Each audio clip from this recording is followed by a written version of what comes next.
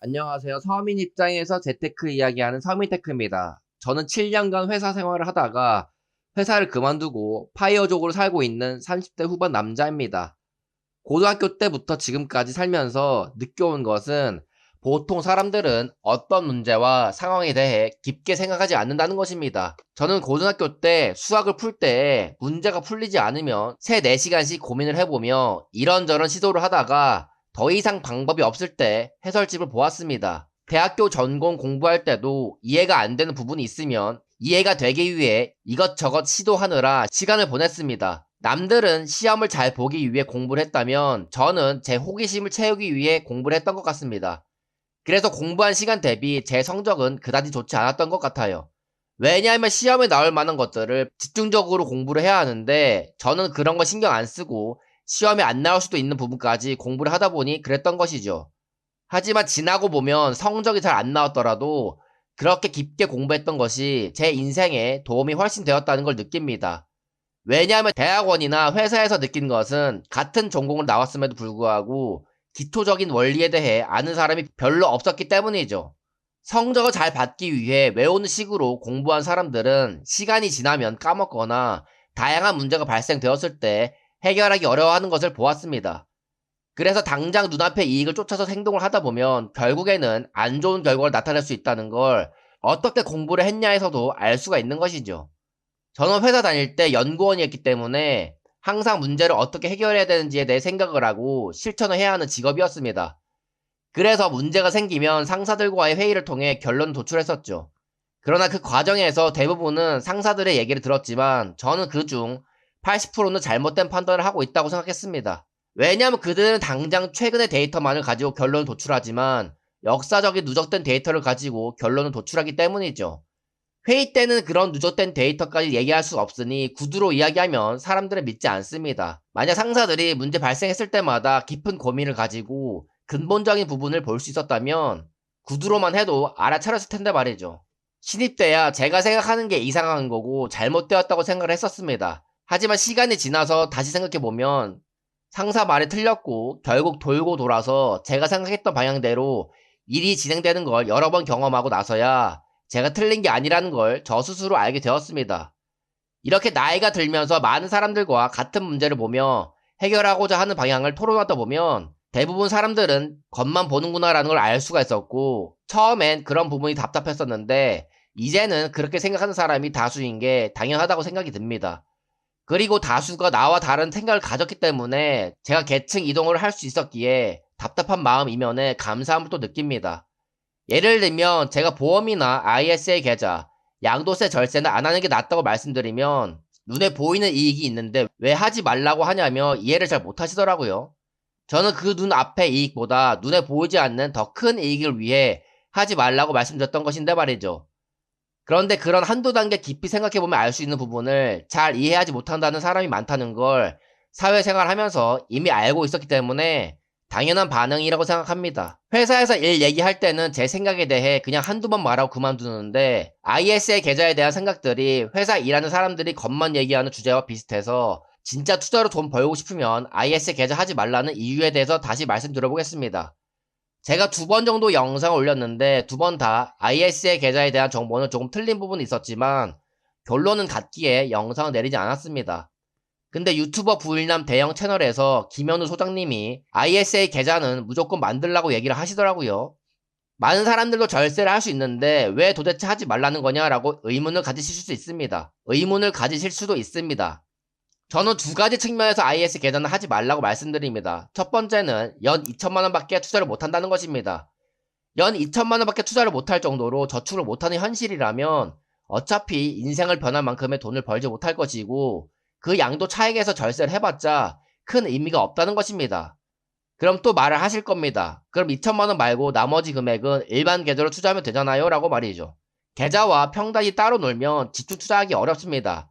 특히 ISA 계좌는 연 납입 금액이 한정되어 있기 때문에 주가가 더 하락하여 추가 매수해야 될 구간에 추가 매수하지 못하여 평균 단가를 효율적으로 내지 못합니다.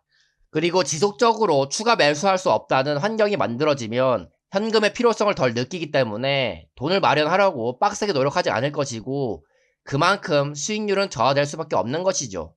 그리고 가장 큰 안 좋은 점은 변동성이 높은 개별주와 세배 레버리지 상품을 투자 못한다는 것입니다. 저는 요즘 시대에는 변동성만 버틸 수 있다면 투자로 돈을 잘 벌 수 있다고 생각하는 것이 좋은 기업들을 모아둔 세배 레버리지 ETF 상품이 생겼다는 것입니다.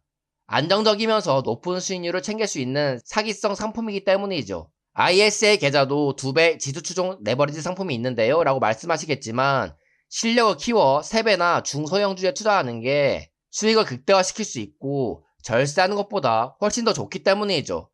그렇게 투자 실력을 키워나가려면 적은 돈으로 변동성을 높여가며 여러가지 투자를 해봐야 합니다.